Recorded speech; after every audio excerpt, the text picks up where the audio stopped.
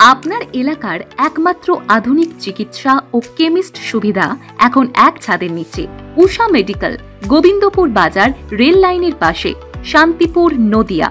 নদিয়ার শান্তিপুর বাগাছড়া রামকৃষ্ণ সারদা মায়ের আশ্রমে শাস্ত্রোদ্ধ মহারাজের রক্তদানের ইচ্ছায় সকাল থেকে লম্বা লাইন নবপ্রজন্মের।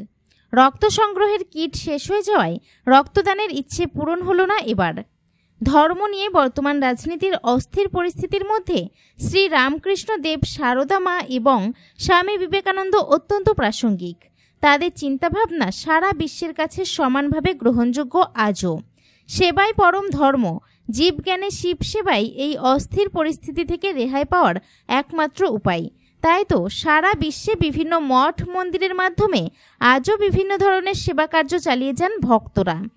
নদিয়ার শান্তিপুর বাগাছড়া রামকৃষ্ণ সারদা মায়ের আশ্রমে আজ মহতী এক রক্তদানের আয়োজন করা হয়, যেখানে স্বামী দুর্গেশানন্দ মহারাজের শাস্ত্রোদ্ধ হওয়া সত্ত্বেও ইচ্ছা প্রকাশ করেন রক্তদানের।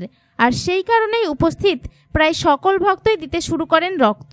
তবে আয়োজন হিসেবে গতকাল প্রায় 65 জনকে আমন্ত্রণ করা হয়েছিল, যার মধ্যে বেশিরভাগই নবপ্রজন্মের। তবে রামকৃষ্ণ মঠেরই পরিচালিত শিশু মঙ্গল হাসপাতাল থেকে রক্ত সংগ্রাহক টিম পূর্ব আলোচনা অনুযায়ী 50 জনের কথা জানালেও 100 জনের রক্ত সংগ্রহ কিট নিয়ে এসেছিলেন। কিন্তু সকাল থেকে পুজো দেওয়ার মতোই অনেকেই দাঁড়িয়ে যান লম্বা লাইনে। প্রায় সন্ধ্যা পর্যন্ত সময়ের মধ্যে 100 অতিক্রান্ত হয়ে যায়। অবশেষে একজনের রক্ত নিয়ে বাকি 20 জনের রক্ত নেওয়া সম্ভব হয়নি, তাই সংখ্যাটা শেষমেশ গিয়ে দাঁড়ায় 101-এ। তবে বাকি থাকা 20 জন এবং মন্দির কর্তৃপক্ষের অনেকেই মহারাজকে অনুরোধ জানিয়েছেন পুজোর আগেই আরও একদিন এ ধরনের আয়োজন করার জন্য। ভক্তরা অনেকেই জানাচ্ছেন, ফুল বেলপাতার পুজো তো সারা বছরই দেওয়া হয়, তবে মহারাজের ইচ্ছে পূরণ, সর্বোপরি স্বামীজির জীব সেবার নির্দেশ পালন করতেই এ সুযোগ হাতছাড়া করা যায় না। নদিয়ার শান্তিপুর থেকে প্রভাত নন্দীর রিপোর্ট, NE বাংলা।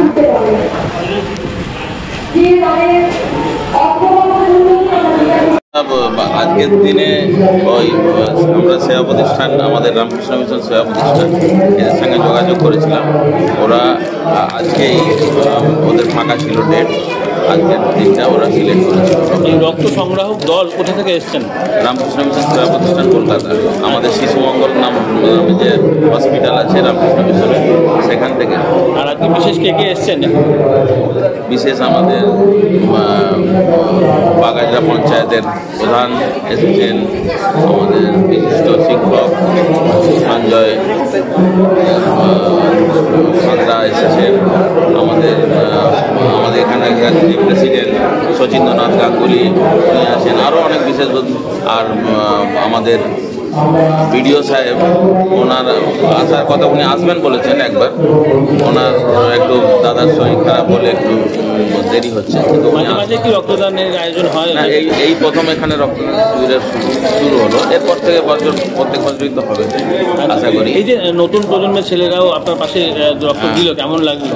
খুব ভালো লাগলো। এই যে নতুন ছেলেরা, মানে এই তো এই পাশে বসে আছে, ও তো জাস্ট 18 পড়েছে, তো খুবই ভালো যে এদের মধ্যে একটা সচেতনতা।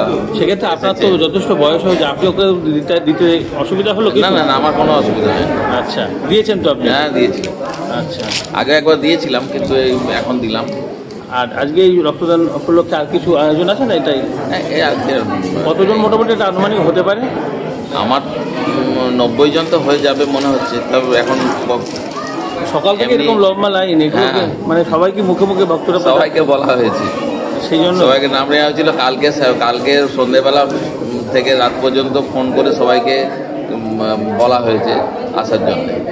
তার মধ্যে অনেকের শরীর খারাপ, এই জ্বর হচ্ছে, তো অনেকের হচ্ছে। প্রাইমারি স্কুল ছিল হেড স্যার যেমন। আচ্ছা, এমনি যখন স্কুলে তখন কি একটু ভয় লাগছিল? কিছু লাগলো? এখন কি মনে হচ্ছে? এর পরবর্তীকালে মাঝে মাঝে দেবে তো? আচ্ছা, এই যে মহারাজ তোমার পাশে শুয়েই, আমার পাশে শুয়েছিল, এতে আরো ভালো লাগছিল। মহারাজ এই বয়সেও দিলেন? হ্যাঁ। এটা কিরকম লাগছে? মানে মহারাজের পাশে শুয়ে থেকে এরকম আমার তো একটা বড় ব্যাপার। কি নাম তোমার? আমার নাম অর্ক সরকার।